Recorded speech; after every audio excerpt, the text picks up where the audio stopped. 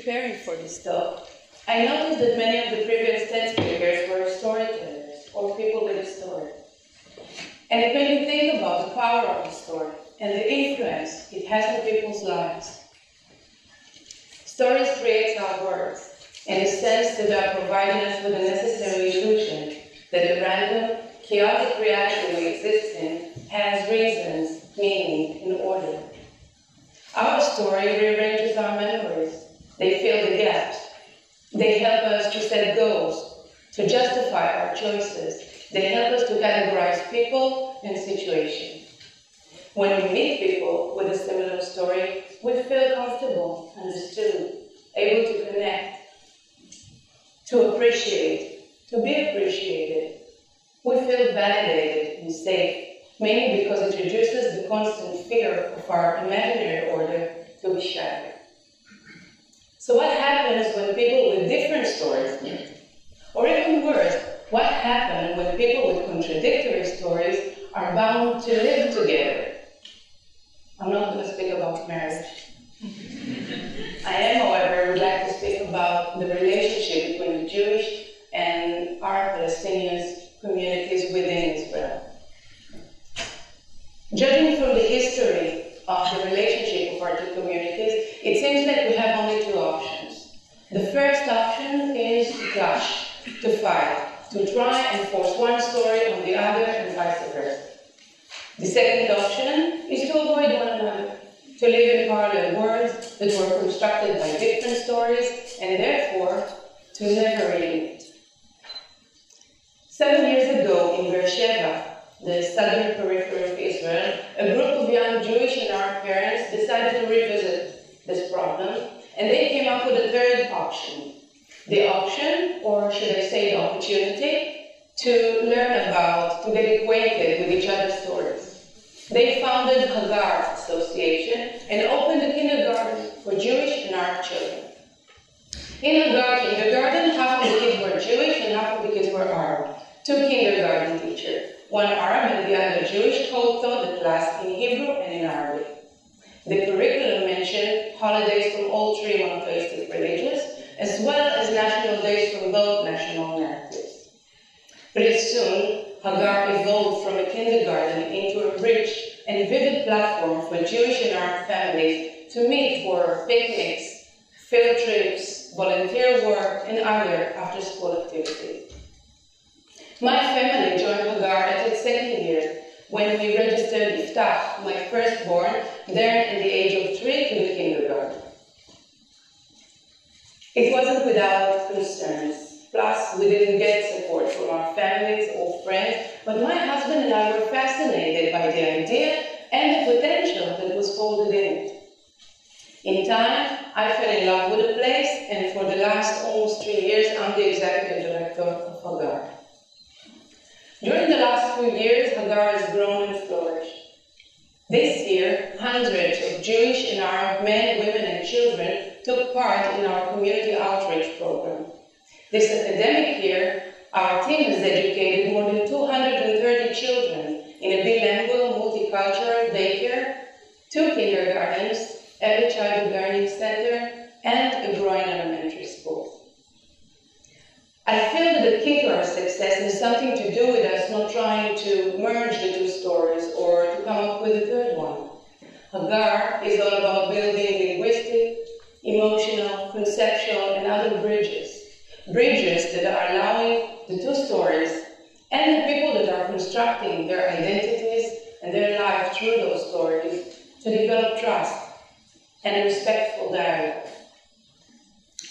I can probably speak for more than 18 minutes about the many, many exciting projects and practices that our bridges are under. But if I have to summarize, to distill the component of our work, I would say that it comes down to 2 abilities that we're constructing, developing together. The first ability is the willingness to be vulnerable. The second ability is the ability to search for creative solutions. The willingness to be vulnerable is the willingness to hear a totally different story, sometimes contradictory story, about who you are, your history, and the reality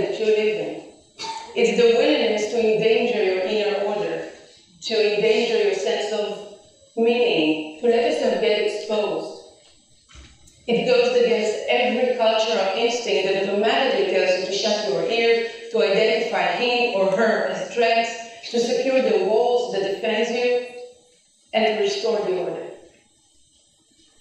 The meeting of the Jewish and Palestinian stories is not just complicated, it is not just challenging, it is not the regular case of a culture clash. This meeting is full of pain. It is soaked with blood, with grave losses, and with personal and collective traumatic memories. In order for that kind of meeting not just to occur, but to grow into friendship, into a safe place for children, we at Hagar has to practice the willingness to be vulnerable as a way of life. It is almost as other people practice yoga or Tai Chi. Some people may think that we're weird, careless parents, that we're taking too many emotional risks. But the truth is, we've built Hagar out of what we see as responsible parenting. In contradiction to common beliefs in Israel, the armed way is not necessarily the safe way or the most responsible one, especially when we already know that it means that more of our children will get hurt now and in the future. Building an educational system on a bridge or as a bridge between two rival communities requires tons of creativity. Everything from the way the physical space is designed, through teacher training, through the role of parents, through our curriculum, has to inspire children and educators not just to feel safe, but to feel eager and willing to rethink, reimagine, revisit every alleged truth that they know about themselves and their surrounding. Since creativity is such an important and crucial element of our work, we chose a pedagogical model that encourages the kids to ask questions, to become critical thinkers, to team with others in order to design projects, to engage in art. In Hagar, we don't grade children using numbers, and we don't expect them to demonstrate their knowledge or their insight by doing well in tests. Instead, we're teaching them that mistakes are the best learning opportunities. I brought some pictures to give you a taste of Hagar's spirit. This is our library.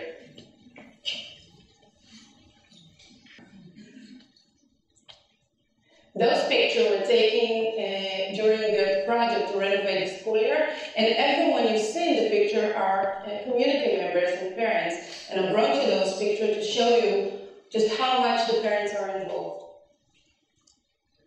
Those are the co-teacher of the 5th grade, their friendship and their work, as well as the other co-teacher and kindergarten teacher, friendship and work, serves as role model to their students. Here you can see pictures that were taken in community events. Those are Hagar children doing urban planning, practicing their artistic skills, and belly dancing, and advocating for peace. Last year, I visited the Freedom Center in Cincinnati, and in their elevator, there is this sign saying, "Courage doesn't always roar." And it touched me really deeply, and I couldn't agree more, because in my experience in Hagar, I know that sometimes courage sounds like little children and their parents that are willing to be vulnerable and are not afraid to make mistakes or to get hurt on their quest for peace. Thank you.